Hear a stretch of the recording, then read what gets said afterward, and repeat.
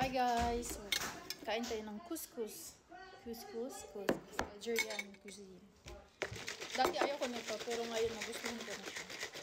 Kailan siya partner ng kefir or laban. Kasi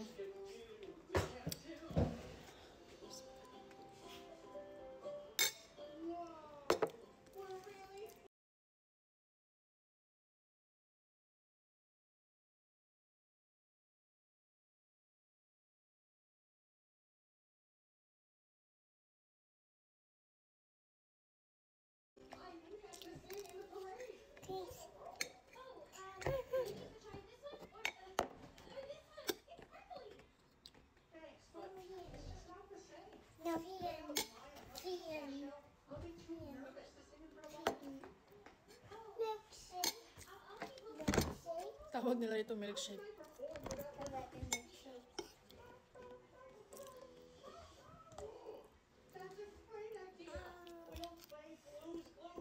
Sobrang dry niya. Kailangan niya talaga ng ano.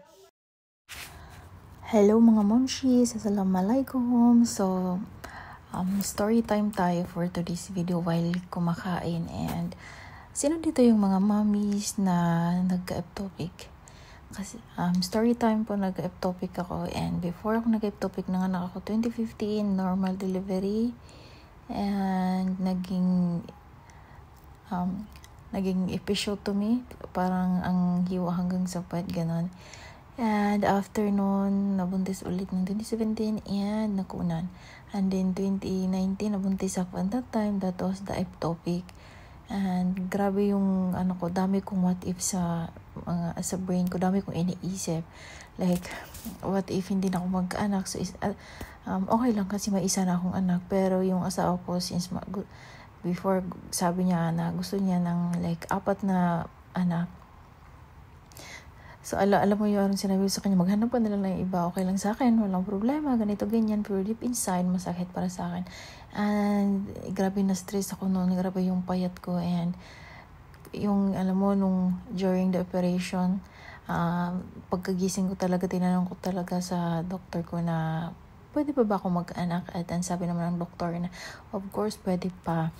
But hindi mo na ngayon, mag-try kayo after 6 months. Pero after 6 months and walang nangyari. But sa sarili ko, ang dami kong ginawa. Like, ang dami kong mga ni-research, anong pwedeng gawin after ectopic. And if gusto mag-try, so alam mo, 1 month ako na umiinom ng ferrous sulfate and vitamin D.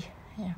Yun talaga daw sila ang at saka nag-healthy living ako kasi syempre gusto kong masundan yung anak ko, and na siya noon, magsi-6 na siya that time. And yung asawa ko parang minamind conditioning ko na siya na okay lang talaga, walang tapos yung sarili ko din. But alhamdulillah, nabuntis ako 2021. But unfortunately, namatay yung baby kasi lumabas siya 24 weeks very early, and nabuhay lang siya ng 10 days. And so doon, sabi ko sa sarili ko, pwede pala ako mabuntis, so I'm thankful. And after nang namatay, after like 10 months, nabuntis ulit ako. And alhamdulillah, now may 2 boys ako. Yung panganay ko is babae, and then now may 2 boys ako. Yung pangalawa ko, before yung namatay, and then ito, after nung namatay, after ito yung kumbaga pangatlo ko na siya, pero pangalawa ko siyang buhay na anak. Alhamdulillah, premature din siya. 31 weeks lang siya. 31 weeks lang siya. Lumabas na kasi may incompetent cervix ako. I need circulage every 13 weeks na yung pagbubuntis ko. I need to undergo circulage, like tahiin yung cervix ko para hindi siya lalabas. And yung sa bunso ko, next part.